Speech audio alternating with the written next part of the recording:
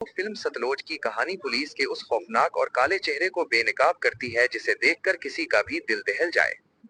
कहानी का आगाज गश्त करते कुछ पुलिस वालों से होता है जो एक सफेद ओमनी वैन से उतारे गए बेहोश लोगों को सुनसान इलाके में बड़ी बेरहमी से गोली मार देते हैं।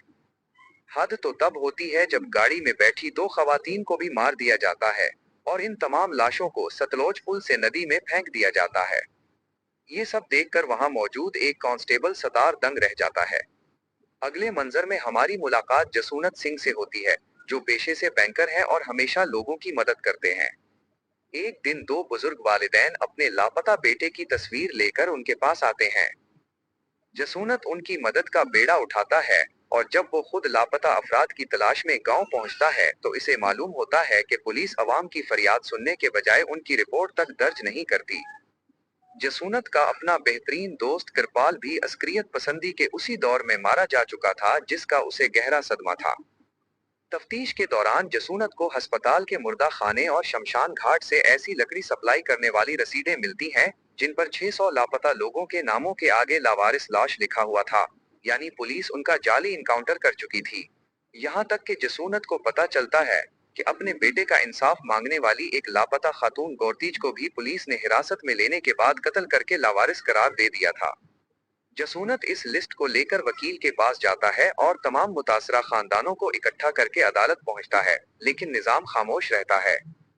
दूसरी तरफ हुकूमत और आईपीएस अफसर बटा उस सच को दबाने के लिए प्रेस कॉन्फ्रेंस करते हैं और झूठा दावीज करते हैं कि लापता लोग बैरून मुल्क मजदूरी कर रहे हैं या अस्करियत पसंद थे। जसूनत इस झूठ को ओपन डिबेट का चैलेंज देता है और कनाडा जाकर बैनुल अक़वामी इंसानी हकूक के सामने इस पूरे गोरख धंधे को बेनकाब कर देता है।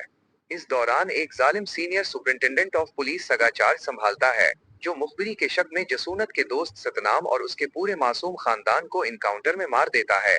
उस जुल्म के खिलाफ आवाज उठाने पर एक दिन खुद जसूनत सिंह को उनके घर के बाहर से एक सुर्ख ओमनी वैन में अगवा कर लिया जाता है। जसूनत के गायब होने पर जब अवामी गुस्सा बढ़ता है तो सुप्रीम कोर्ट के हुक्म पर सेंट्रल ब्यूरो ऑफ इन्वेस्टिगेशन अफसर समंदर सिंह तफ्तीश शुरू करता है। तफ्तीश के दौरान एक गवाह कहर सिंह बताता है कि किंग जेल में जसूनत को शदीद टॉर्चर किया गया, लेकिन जल्द ही दबाव के तहत कहर सिंह का भी इनकाउंटर कर दिया जाता है। आखिरकार एक हरी आंखों वाला कांस्टेबल कलजीत, जो पहले दबाव में मकर गया था, अपने जमीर की आवाज पर अदालत में सारा सच अगल देता है। वो बताता है कि किस तरह जसूनत सिंह को जेल में तड़पाया गया और दिवाली की रात सीनियर सुपरिंटेंडेंट ऑफ पुलिस सगा ने उन्हें गोली मारकर लाश नदी में फेंकने का हुक्म दिया ताकि मछलियां उसे खा जाएं। ये सुनकर अदालत पुलिस के खिलाफ सख्त कार्रवाई का हुक्म देती है। इस पूरी कहानी का सबसे बड़ा तज्जिया ये है कि इस दौर में हुकूमत अस्करियत पसंदों को मारने पर पुलिस को प्रमोशंस और नकद इनामात देती थी, और जब अस्करियत पसंद नहीं मिलते थे तो आम नौजवानों को पकड़कर उनका जाली इनकाउंटर कर दिया जाता था। जसूनत सिंह इसी खूनी खेल को रोकना चाहते थे, लेकिन वो खुद उसका शिकार हो गए। इस फिल्म का ओटीटी से हटाया जाना ही ये साबित करता है कि इसमें छुपा सच आज भी कितना ताकतवर है।